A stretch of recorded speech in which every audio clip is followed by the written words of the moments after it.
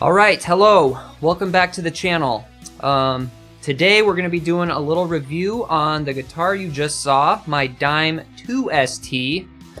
The big reason I want to do a review on it because they're kind of rare guitars these days, and it's not because they're anything like special quality-wise or anything, but mostly just because they quit making them in production. So, kind of hard to find them these days. So yeah, let's have a look at this thing. So here it is. As you can see, I pointed out a ding. It's got a few of those around. It's very long and pointy guitar, so easy to bang up, but I've tried my best to take care of it over the years. Let's see. So I got this guitar like 18 years ago or something like that. I was a freshman in high school. My mom bought it for me. I was working at Pizza Hut, so I think I paid for maybe a couple hundred of it, tops. I think it was $6.99. I ordered it at a Musician's Friend magazine. And yeah, I still have it all these years later. I had no idea really about guitars at that time, like what to look for when buying one or anything. I just loved Pantera. This guitar was off the, Reinventing the Steel album. Revolution Is My Name video. I just remember watching that and being like, that is a sick guitar. And then I saw this in the magazine. I'm like, done. Like, we're buying it. Unfortunately, I did not know that this is the Chinese version. The other ones were made maybe in the USA, or I think USA Washburn was making in USA on the 3 STs. So yeah, this is the Chinese version. It definitely did not hide that. It had a sticker that said Made in China on it. So they weren't hiding anything. It was made in China. But I was young, I didn't care. I just wanted a guitar. So I still have it now. I actually even record with it. I just covered a Volbeat song recording with it. And it's unique. It has a very dark sound, pretty aggressive, so I can really just crank the gain and the high end, and it, because it's so dark, it kind of balances it out, and it just sounds, I don't know. People have said that Dimebag Darrell back in the day didn't have great tone. I love it. I think this guitar, you can just be obnoxious with it. Just crank everything and just let it just hiss at you. So it definitely does that. But yeah, I looked on Musician's Friend recently. It's obviously out of stock, but they have the specs in there, and it says it's a one-piece mahogany body. I don't know if I agree with that. I thought that I read back in the day it was an alder body, but as of now it says one-piece mahogany, so there you go. Rosewood fretboard, that's definitely true. It also said jumbo frets. I don't know. These are not jumbo frets. My LTD EC1000 over here, it has jumbo frets on it. You can definitely, there's a big difference there. What else did it say? So it's got a licensed Floyd. Yeah, licensed under Floyd Rose patent. So that means it's a hunk of shit, basically, that it's licensed. It was also made in China. And sadly, this was my first Floyd, so it's all I was used to. And in the back here, I don't know if we're gonna be able to see or not, but there's these holes that the strings go into, and they're supposed to lock there. Well, these don't. The balls just go in and they're not locked off. So on your tuning, your fine tuners, there's a screw that pushes down on these guys, and they get all out of whack if you're not paying attention to them, which screws your tuning up. Learn that the hard way, but once you learn all these little high maintenance tricks with this guy, it actually does stay in tune really well. So it does work. It's just finicky, and I've had to learn the hard way on a bunch of stuff on it. So yeah, the Floyd is a piece of crap. It was made in China. So far, with knowing what I know now, would I still buy this guitar for $600 or $700? I don't know. Maybe not. So some other things about this guitar.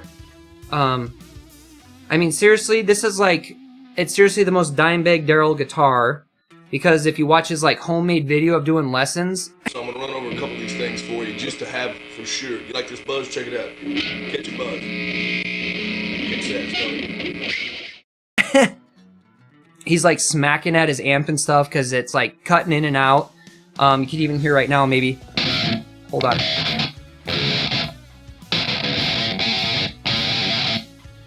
Might be kind of hard to hear, but this thing's cutting in and out. But once you turn the volume all the way up, it does work fine. It doesn't do that anymore. It's just that cutty sound rolling the volume up and down. But in that video, he's like hitting his amp and cussing at it, and then he finally gets it working. And that's basically how this guitar is. There's a lot of little things you got to know about it, but it'll work once you know all these little things. So yeah, the volume cuts in and out there. What else? It's a bolt-on neck, and what I didn't know is when you're sitting down with this thing, it's balanced sitting down, it's resting here. It's in tune, right? And then if you put a strap on it and stand up, it actually drops about like 8 hertz on your tuner. I did not know that. I was jamming with some family a couple years ago for Christmas. Tuned it up sitting down, and then we're standing playing. My brother-in-law, he's on a Gibson Les Paul, and we're jamming this song. And he's like, hey, I think your guitar's out of tune. And I'm like, no, that can't be. I just tuned it up. I was like, it's your guitar. He's like, I literally have the tuner on here, though. It's like, he said, I'm in tune. I'm like, it's wrong. So he dropped his guitar down probably about 8 hertz to kind of match mine. But I had no idea. Found out later that, yeah, when you stand up, the tuning drops. It drops evenly, though. So if you're going to tune it and play live, which I have done, you need to tune it standing. And yeah, and then just know when you sit down, it's going to go a little sharp, vice versa when you're sitting, tuning, standing up. So yeah, there's that little quirk to it, which I've learned the hard way. Also, on the nut here, let's see if we can get this to show. Let's see, right there. See how these guys are here? 1, 2, 3, 4, whatever. The one right there broke off. So yeah, that was nice. I thought that I was going to need to put a new nut on after that. Nope, the strings still sit in there, and then when they're locked down, it stays. So I'm like, screw it, I'm not going to touch it. So yeah, thinking of Dimebag in that video, and then this guitar now, it is it is definitely a Dimebag guitar. Very finicky, but it does roar. I recently posted to the Washburn group in Facebook, and some guys hit it right on the head. They were talking about the pots in this thing. So the only reason I know about pots is because I put this Dimebag in. Came with these Washburn pickups, and you know, kind of learning tone with my ears over the years. I definitely didn't like this guitar sound. Overall, it was kind of, like they say, muddy. So I put a Dimebag in and saw where the pots are and how all that works. Probably also why my guitar's all scratchy now, because I fucked something up with the soldering iron. So I put this in, and honestly, I couldn't tell much of a difference. I think it helped. It definitely made it like punch harder, but it didn't improve like the tone. Still, it was still kind of a dark, muddy tone. So that's because this probably has, I can say with confidence that it has 250K pots. I think with humbuckers you're supposed to have 500. That's going to help brighten it up and stuff. So we're running with those pots in here. However, with all the online software I have now, I can tweak it and make it work with what I'm working with. But yes, the pots are probably 250K, which would, you know, ideally want to be replaced. What else can I say about this guitar? I think I went over the little quirks with it. Like I said, I did play it live, and luckily I knew the little tricks I learned, like make sure to tune it standing. And honestly, like, it sounded pretty good live, like through a PA system, and I made sure to roll off like a lot of the high end with this tone I built. I was trying to get a Pantera sound. So yeah, live it was like, it sounded fine. We'll go ahead and play a clip from the live show. It's off a GoPro, so not the best sound quality, but you can try to imagine what it would be like. So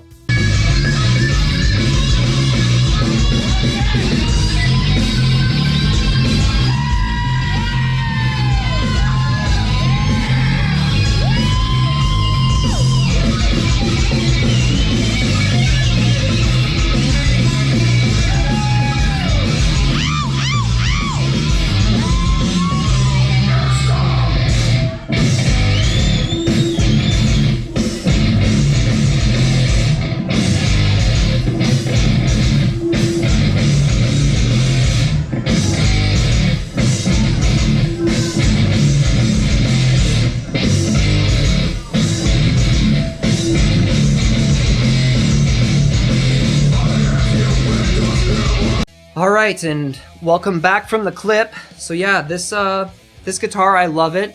Super rare now. I think I've seen them on eBay and some other places. They're going for well over $1,000 sometimes.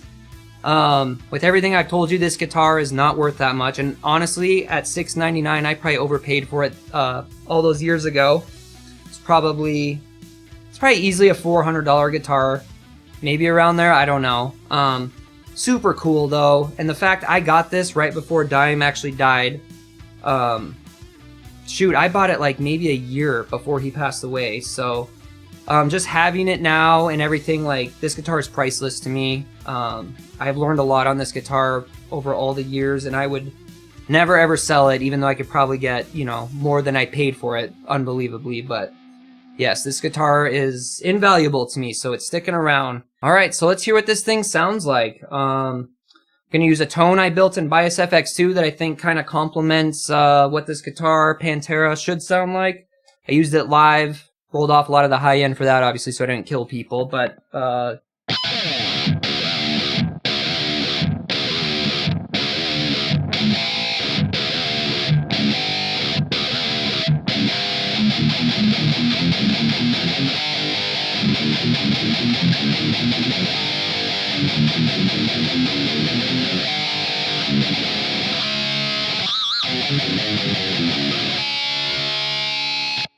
so yeah, stays in tune, sounds raunchy.